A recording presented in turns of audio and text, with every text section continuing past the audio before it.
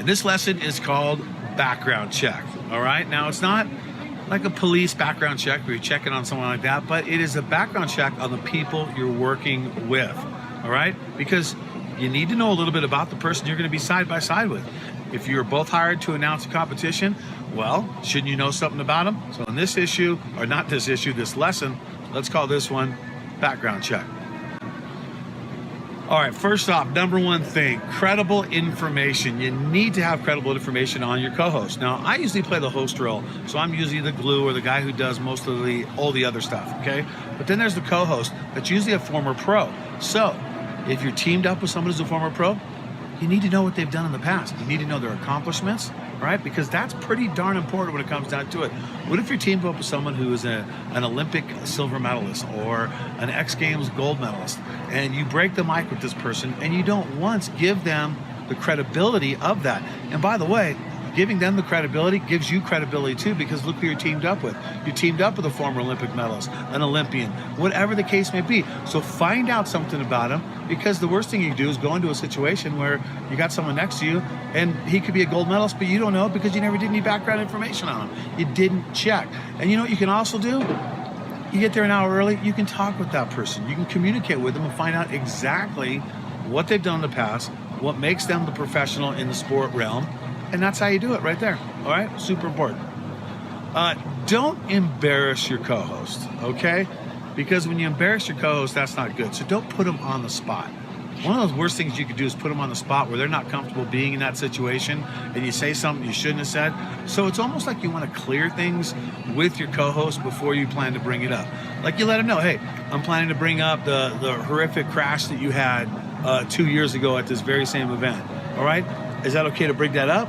And if you do, and they say yes, then you bring that up, okay? Then you can bring it up. But you don't just like, hey, you're the one who crashed 2 years ago and he doesn't expect you. That might be personal to him where he doesn't feel good about it. So they don't want to talk about that. So you want to make sure, don't embarrass them, call it out ahead of time. A little personal history is a good thing, like I was telling you about. Now, if you're an Olympian, right, and you've never won an Olympic medal, you're still an Olympian. That's still a way to describe someone. Standing to my right-hand side right here, I have Joe Smith. He is an Olympian. Olympian Joe Smith. Olympic gold medalist Joe Smith. Silver medalist. X Games bronze medalist with me, Joe Smith. See what that does? Credibility, knowing that personal history about him. And you also, before you bring things up, like if you want to say to him, hey, how's your family doing? And you don't know if their family's all doing good or if something happened or if there's a divorce in the family going on or something bad. Well, you don't know that. So you got to be careful on that one. Make sure you know exactly what's going on when it comes to that so you're not getting surprised and bringing something up. All right. Know their resume.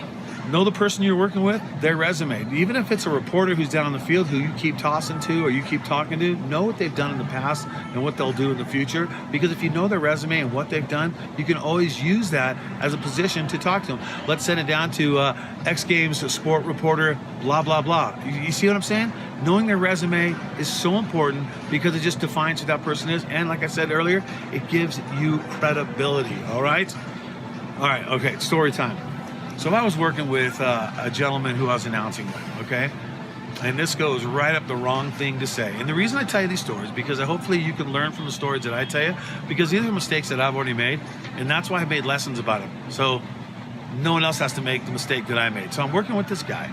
He's sitting there with me, we talk. I go, well, how's the family doing? How's the wife and kids? Well, he had just gone through a major divorce, all right? I didn't check with him ahead of time. I blew it, all right? So do the background check next time and you won't have a problem that happened to me. So that's, hopefully you can learn that from this lesson right here. That's your lesson, Tame Your Talent, background check.